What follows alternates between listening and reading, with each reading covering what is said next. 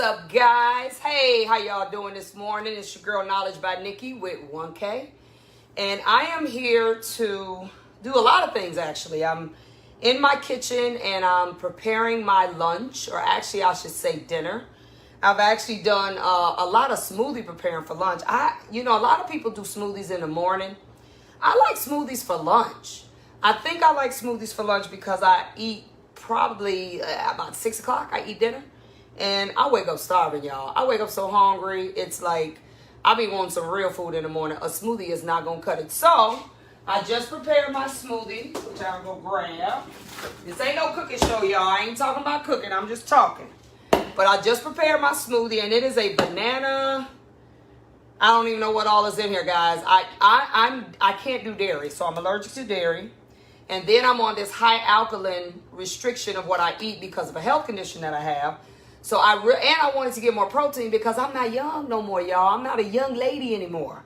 So I had to really work hard to find some type of like protein powder that wasn't high in acidity and didn't have dairy in it. So go figure, right? But I found it. So I make this banana greens. There's a bunch of stuff in here, guys, but it's really good. So that is my lunch. So I am here actually. I prepare breakfast, lunch, and dinner kind of at the same time. That's just what I do.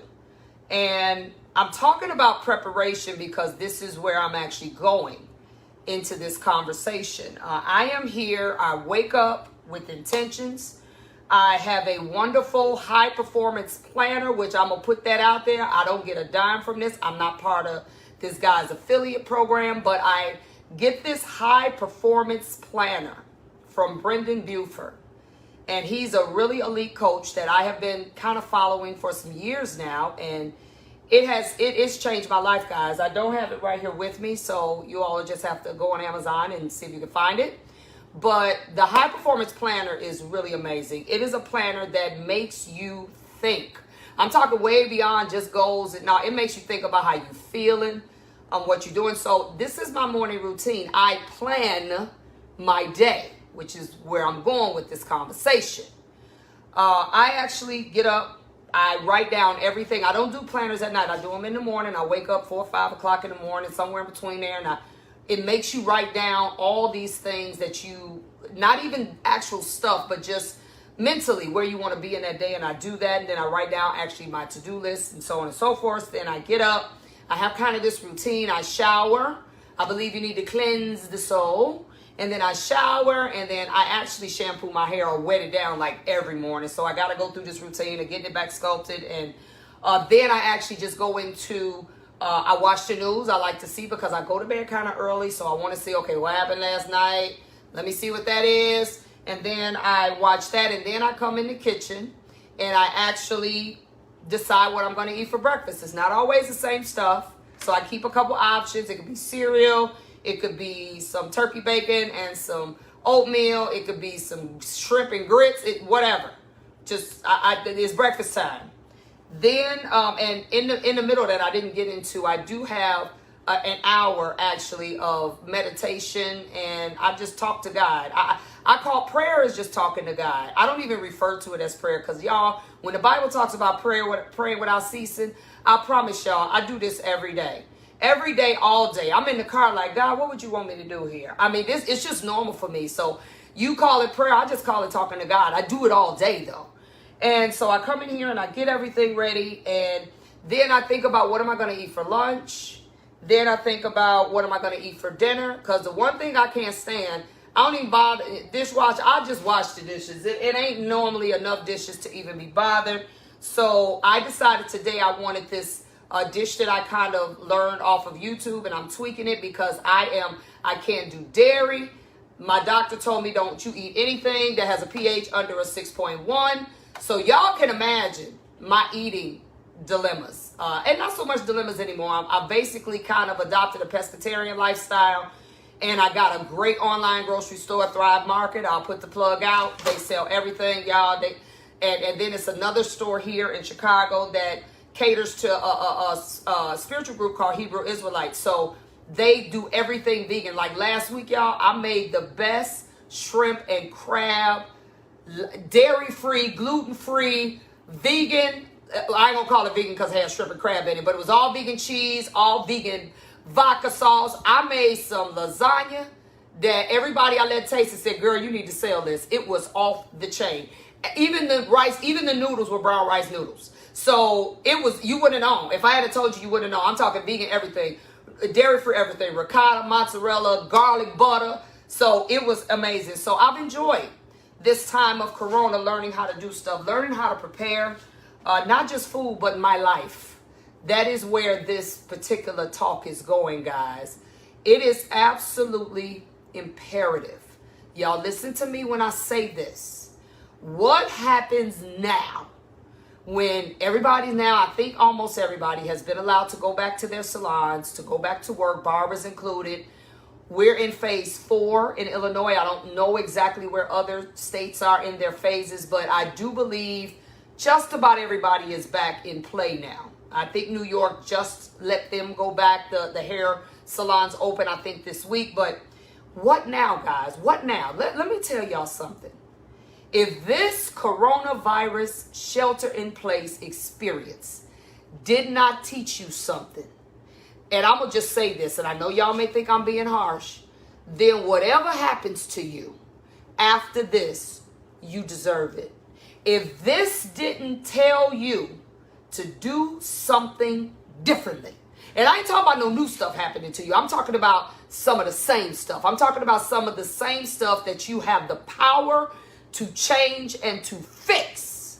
If you don't fix them, now that you back in stride, now that you back, trying to get up on your A game. I mean, people had some amazing first opening week. I'll tell y'all, my first week I did 5K. It happened to be, and that's doing hair.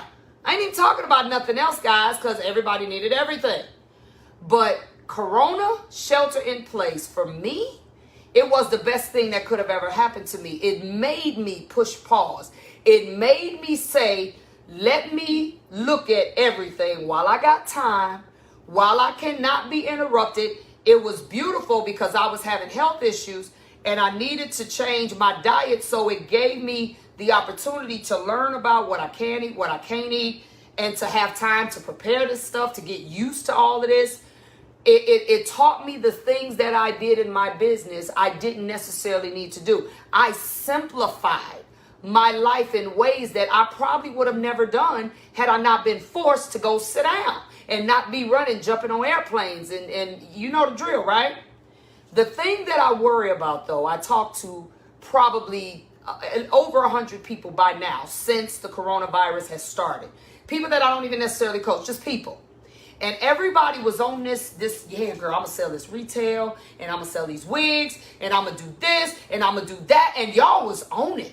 And when I say y'all were on it, I had reports of people making more money than they would have made doing hair. They felt more fulfilled than they do going slaving behind a chair, even though they still love hair now, don't get me wrong. But they were more inspired doing what they were doing when they couldn't do what they were used to doing than ever before. But let me tell you what's happened. For the people who have been back at work now, I think we've been back June 3rd, so not quite a month. For the people that have been back for 3 weeks, 2 weeks, I'm watching you all. I'm watching you. Just go back to business as usual. I'm watching you all be totally bombarded by now what you have in front of you, that what was working for you in Corona. Now, don't get me wrong. Sales are going to go down. If you were selling a ton of retail, people now are back. They got options. They can walk in places now and buy. So naturally, your sales and things may go down a little bit. But I'm talking about the effort. I'm talking about the effort that you put into what you needed to do to survive. You have just totally said, I ain't doing that no more. You done went back to business as usual. Let me tell y'all something. We ain't out the woods yet. And my governor here in Illinois is already talking about if it get out of control, like we've already seen it has done in certain cities, he gonna bring it. This a nice way of him saying he gonna shut it down again. He said, I'm going to demote the city or the state into a earlier phase. That was a real nice way of saying, if you was able to open in phase 2, phase 3, phase 4, you will be shut down. They are talking about people disobeying the orders and the separation and all this other stuff, and And they say if they catch them or if they get reported, they're going to strip your license. So I need y'all to hear me. Don't think this comfort of you going back to business as usual. Don't think you can't get shut down again.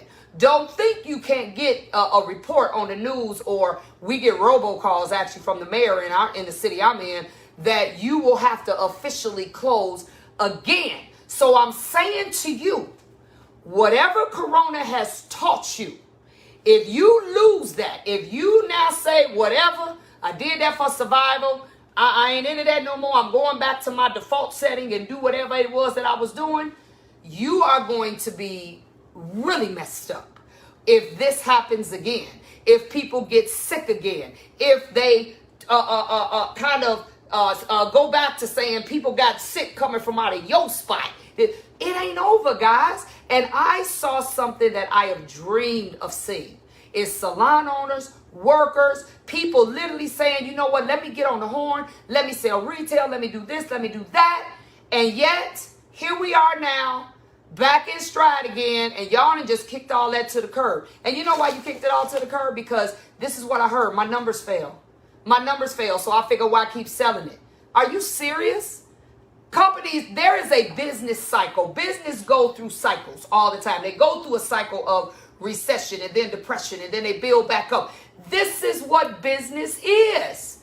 But if you think because you back in your shop that this can't happen again, you are setting yourself up for even worse failure than before. I have talked to people who got PPP loans, who got stimulus checks together.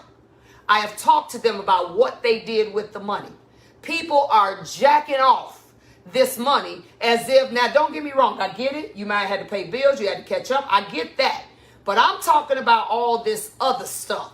People going shopping. Are you serious? Is that really what you thinking about right now?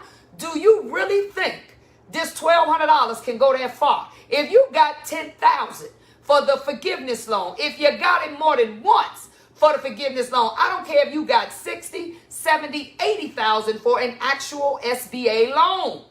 That money, when you run a business, is not going to last forever. It's not. If you are not preparing yourself the way I'm preparing right now, look, I got shrimp, I got scallops, because all I could eat is seafood, really. So I'm getting ready to make myself or prepare at least the meat part, so that I'm probably going to do, I think like I do this shrimp and scallop fried rice, but of course it's not fried. It's really good. Even my family likes it. So I think that's what I'm going to do today. Oyster sauce and whole nine. It's real good. So I got all the ingredients. That's what I'm going to do today. I'm going to do a shrimp and scallop fried rice, which is absolutely great, but it has like kind of a cream sauce over it. So I didn't learn how to do it, y'all. My husband said he's going to give me a cooking channel for hairstylists, so that might be coming up next. But this is what I want you to understand. That money you got, it ain't going to be there forever. What are you going to do? So you just going to spend it on stuff you don't need or stuff that can wait. Right now, if you still got any piece of that money, you need to really think about, what do I absolutely have to do? If I don't have to do this, if it ain't life-threatening, if it ain't something that can't wait, you may need to sit on some of that money. And for those of you all that are making your money working, I need you to think about what you're going to do with that money. At the end of the week, when all of it is in-house, I need you to think about, before you start spending it, what do I absolutely have to do this week? What do I absolutely have to do maybe within the next 2 weeks? I need us to start preparing. Same way I get up and I prepare my day in writing. I prepare my day. I cook breakfast, lunch, and dinner at the same time. I need us to be more prepared for if Corona strike again, if something happens again and we got to shut down, or if your clients all it takes is for one person to get sick that came out of your spot and for it to be known. Guess what's going to happen? The people who are coming to you are all of a sudden like, I don't think I want to come there. I think I'm going to wait. Do you all realize how unstable this time is, this climate that we're in? And the thing is, we don't control it. We don't control what happens now. If that governor says you got to shut it down, You got to shut it down. You mess around and get careless and get caught, back into, girl, I don't need this mask on. Come on, girl. I ain't hugged you in 4 months. Let me hug you. Let me tell y'all something. Don't think it can't happen again. I am really concerned about that. I'm so concerned about it that when I say I don't have a problem with change. So I'm a little different. I could change at the drop of a hat. You ain't got to tell me, but one time I'm like, okay, I'm about to flip this and flip that, and that's exactly what I'm doing. But I'm telling y'all, you need to think about what can happen. You need to think about this. You need to stack your money differently. You need to think about from raising your prices to if it means you need to downsize something that you're doing.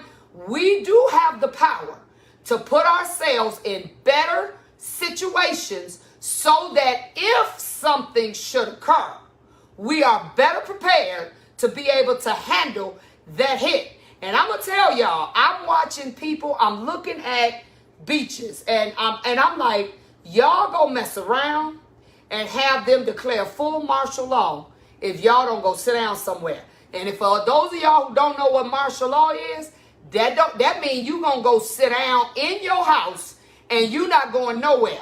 Everything will be delivered to you. You won't be able to go out at all. I'm praying. I'm like, but if these people don't quit, like I ain't nobody going to tell me to wear a mask. I want people, I wish the news channels, I became a CNN junkie, y'all. I wish they would explain. Don't just say wear them, because you got these people that just want to rebel against any municipality or government telling them what to do. I wish they would also explain more. Say every time you say you need to wear your mask, tell people why. I don't think people are connecting why. Why wearing your mask is not about you getting the virus. It's about you, if you are asymptomatic, not spreading it. I go in grocery stores. There are grocery stores here. You can't even go in without it. You don't go in. You don't have a mask on, they ain't letting you in. This is what I see.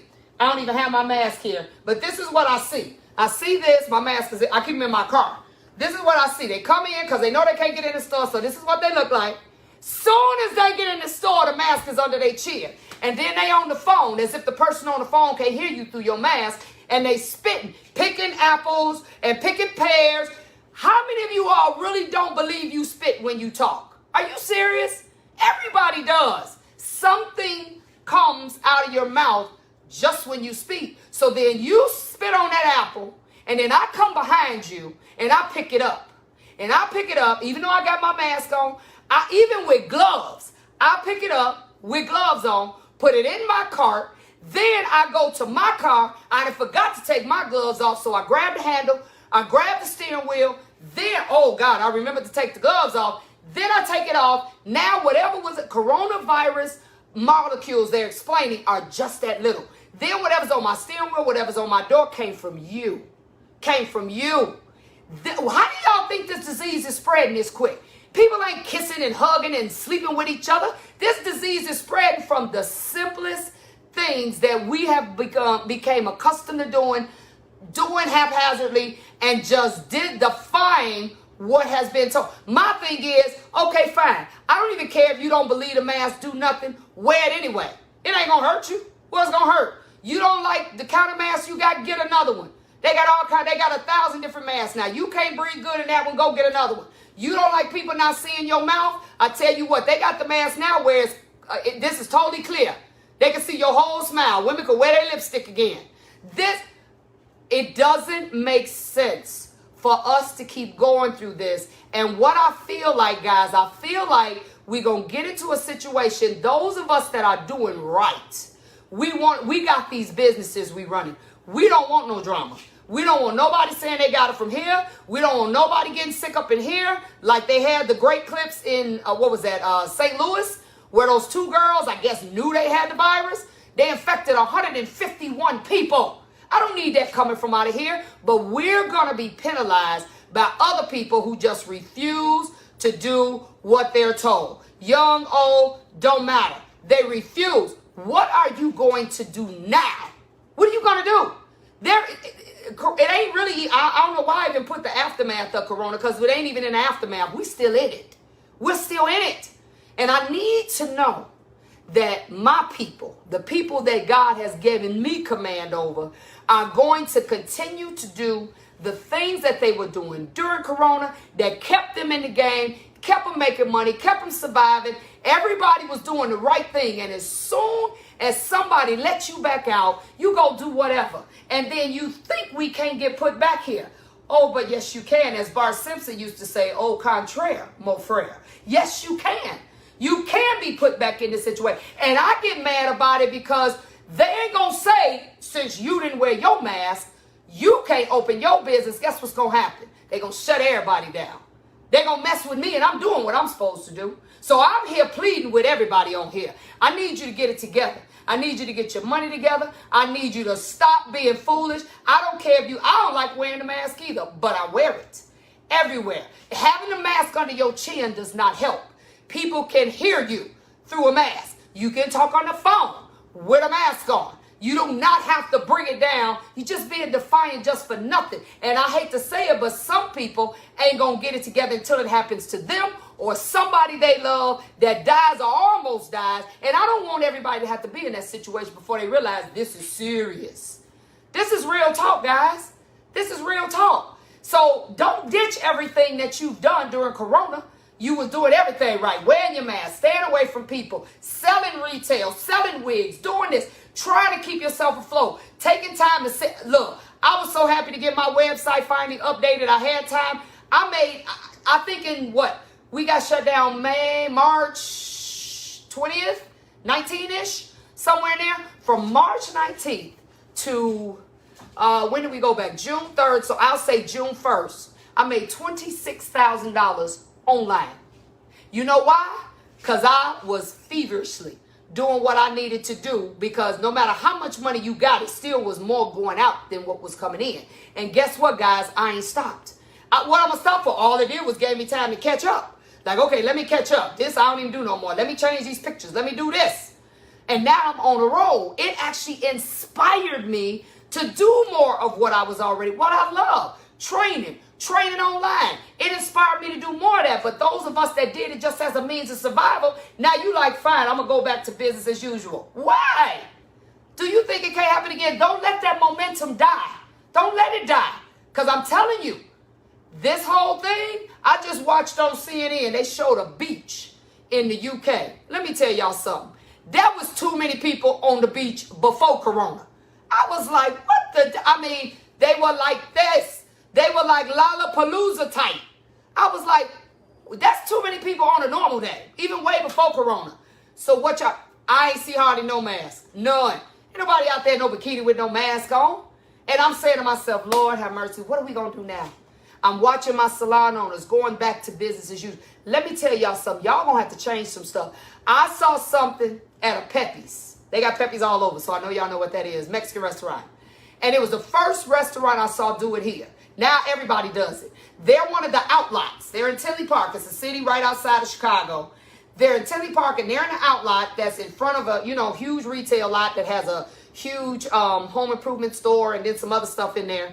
And they're in this outlot, and I rolled by, and I thought they was having a party. I said, are they having a party? Y'all, they had taken every table, probably Boston Mall. I don't even think they got that many tables in Pepe's. They had round tables. They had I call it the revival tent, the huge wedding revival tent. They had the tent where it went from the street to actually to the building, I guess, to catch the rain. They had set up endless tables, blocked off their whole parking lot because people could park in the actual strip mall lot. They was out there doing it, selling food 50, going north.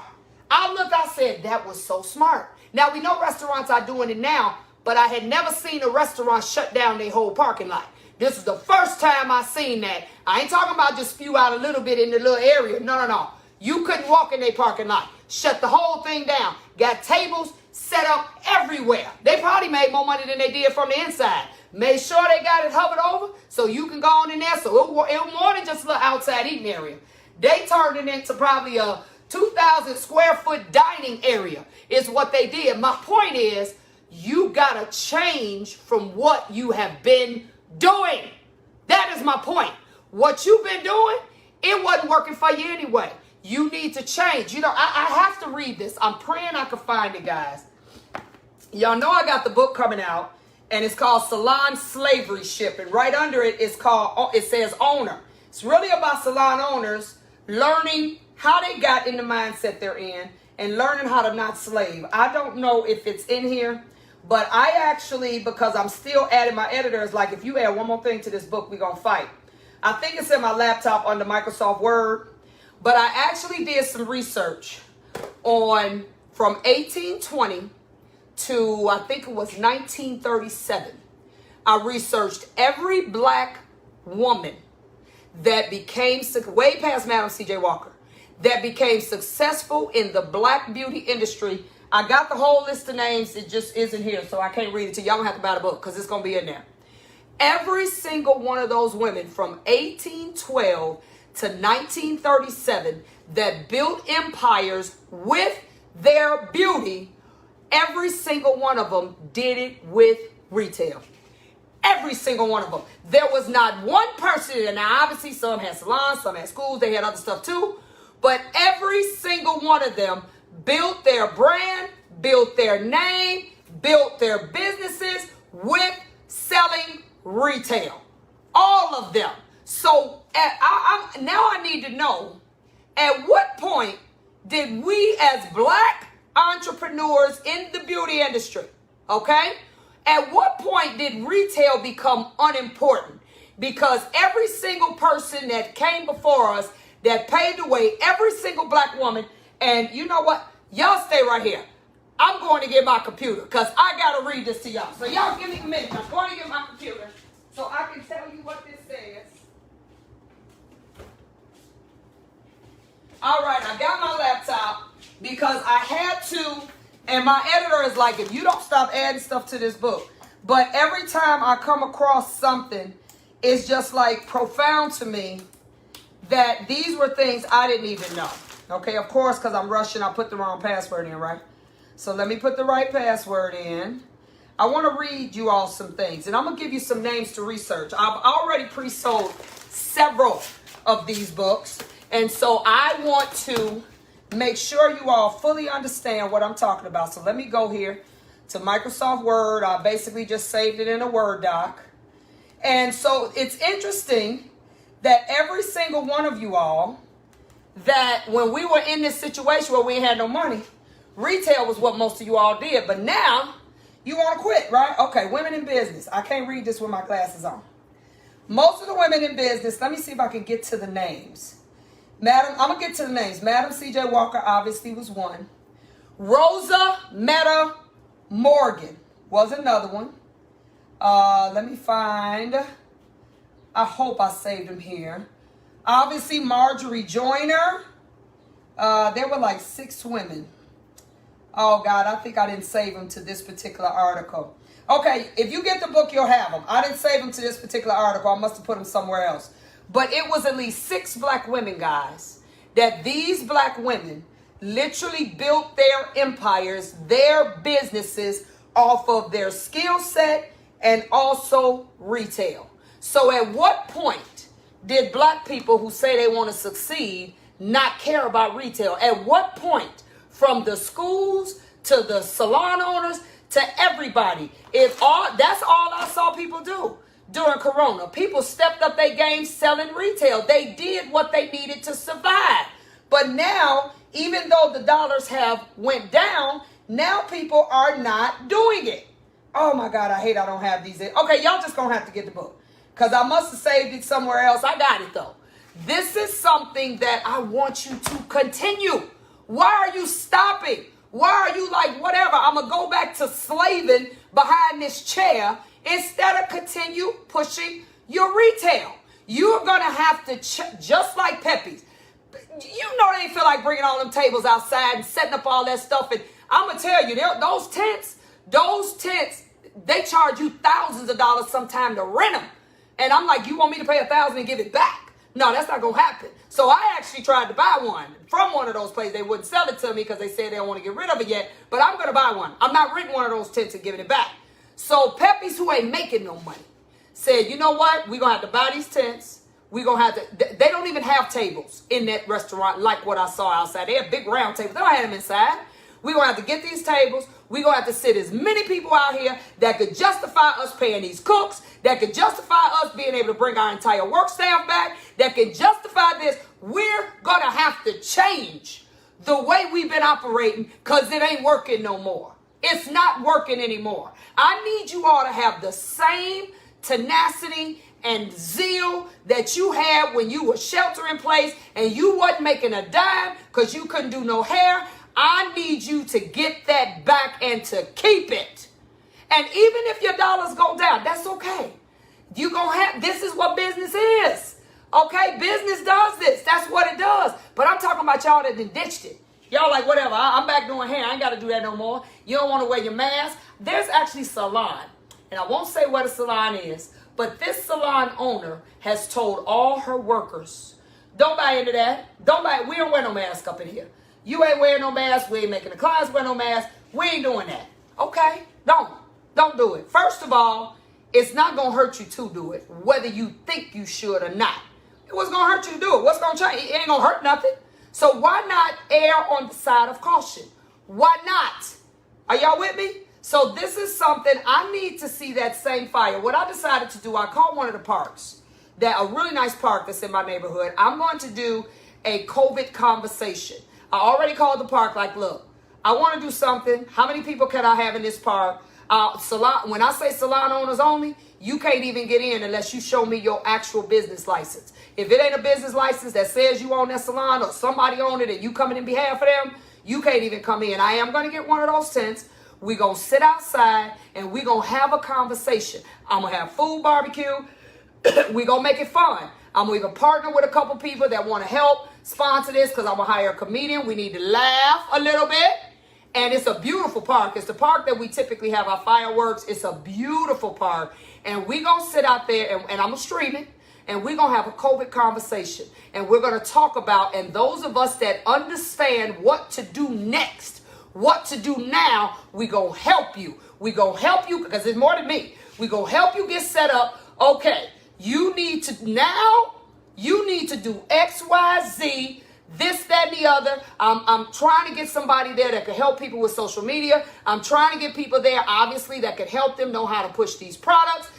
Whatever I can think of to help you. If I can get people there to do it, that's what this is. It ain't going to be completely free. I might charge y'all like $20. Only because they charge, the food going to cost me, and they're going to charge me a couple dollars for the park, and the whole nine. Just enough to pay for the cost. The comedian ain't free. That's it, guys.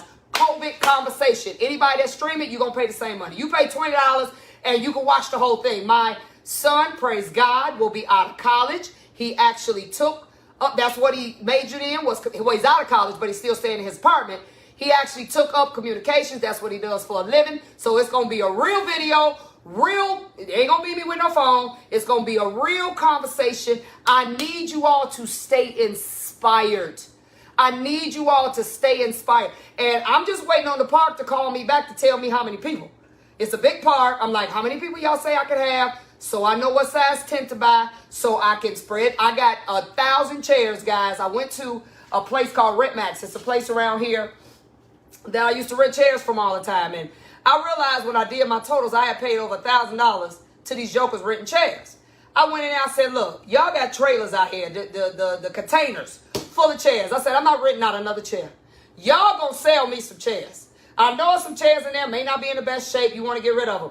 They did. They sold me 200 chairs for $1 a chair. So I got plenty chairs. Plenty. And I got those and some nice like wedding chairs. I'm going to spread them out. And we going to have this conversation as long as God gives me breath. I am not going to let you completely fall back into what you were doing. Because if we get shut down again, what are you going to do? What are you going to do? Okay? What I want y'all to do is subscribe. Just go on my website, knowledgebynikki.com. Hit subscribe. It don't cost you nothing. Put it in there. It'll give you 10% off. Also, anything you want to buy. I'm going to use that subscription list, which is pretty large, that I have in my website. And all I'm going to do, if it's for people who sign up, they still will pay $20, but I'm going to give them something free. That means if they come or if they at least stream it, they'll get something free. Okay, they'll get some extra. It's all kind of stuff I could give you to help you. That is what I'm going to use that for. So if you want to take the advantage of being able to not only, and you know what I think I'm going to do? The people that are on there, I may even let them, obviously everybody don't live here, I may let them stream it for free. I'll give them free access to be able to stream it for free. Everybody else got to pay, okay? And I'm thinking through this thing now, so y'all don't hold me to that, but I'm going to try to give it to you for free. I just want y'all to get the information. But what you going to do now? What you going to do now? You can't go back to what you used to do. It wasn't working then, and it really ain't working now. You have got to change the way you do your business. Whatever you were going to buy, you might need to think about it. Do I need to buy that right now? Do I need to invest in that right now? Do I need to have that right now? And the answer is a lot of times, no. You don't need to have it. What time is it, y'all? Because I actually have a meeting. Oh, my God. I didn't got my meet. I am not there for my meeting, guys. Oh, my God. See, guys, I have missed my meeting. This is a meeting. I'll tell you what this is about once I get there. I didn't even realize it was time for me to go. I got to go, y'all. This is about buying some property that I'm going to turn into kind of a nonprofit center. I'll tell y'all about that later. I got to go. So I will get back to y'all. But I need y'all to sign up, go on Knowledge by